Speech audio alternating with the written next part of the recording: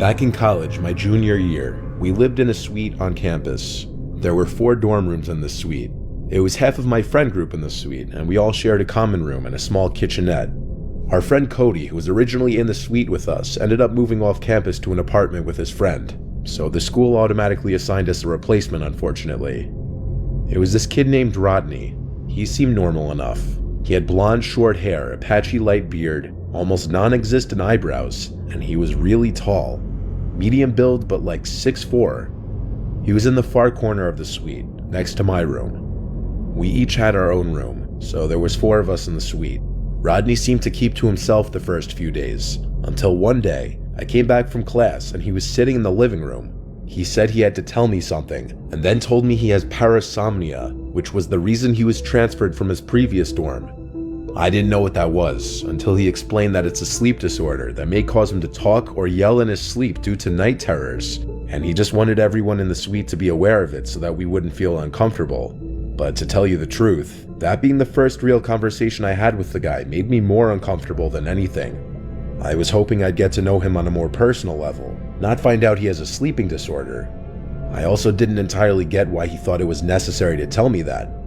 I texted in the dorm group chat we made with Cody still in it if Rodney had told them as well about his sleeping disorder yet. They all said no, and followed that with laughter and confusion. When my other 2 suite mates got back later, we hung out in the common room and discussed why we thought Rodney's sleep disorder could have been the reason for him to be transferred from his previous dorm. Then, Rodney walked in and right past us after giving us a slight sup. He went to his room and shut the door.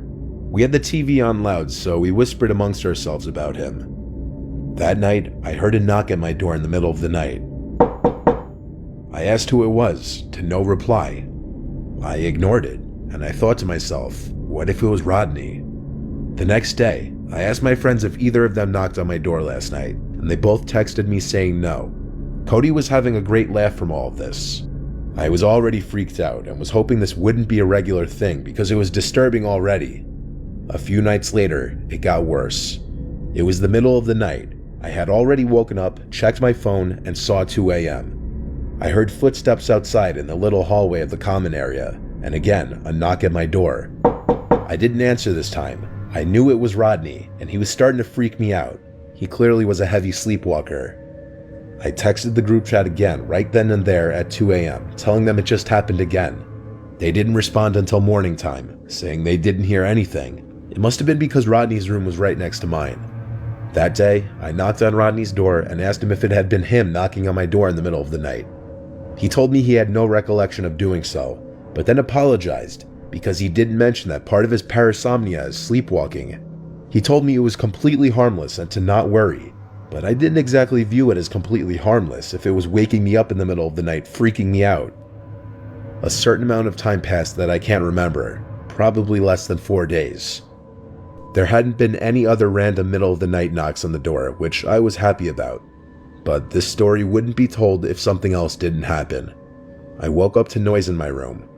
I looked around the dark room and spotted Rodney, in the corner of the room facing the wall, muttering to himself. I said Rodney's name, and he turned in my direction and kept saying, "Open the door, open the door." I was genuinely disturbed.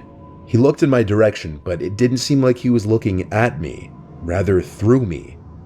I saw a smile on his face, and I heard what seemed to be a small laugh as he walked out of the room and out of my view. I didn't know if I was supposed to wake him up or not. I know nothing about sleepwalking and sleep disorders. There was silence now. I grabbed my phone and was about to text my friends, but I was interrupted by this deafeningly loud banging on a door outside, accompanied with Rodney's voice screaming, "Open the door." He was screaming it like a maniacal madman. I ran to the common area and saw him at the opposite end of the hall thrashing his fists on one of our suite mates' doors. I ran to Rodney and started shaking him to wake up.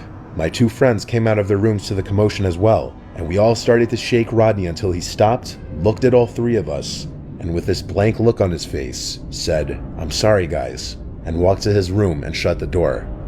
The 3 of us stood there in shock, not even knowing what to say or do.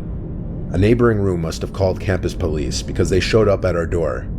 We had to tell them the truth. Rodney spoke with them for a while, then he went back to his room. I made sure not to leave my room unlocked again that night. The next day, Rodney was gone, without a trace of him ever having been there. Like I said, I know nothing about sleepwalking or any of that stuff, but that didn't look like sleepwalking to me. I don't know what was or is currently going on in that guy's head, but he needs to get help.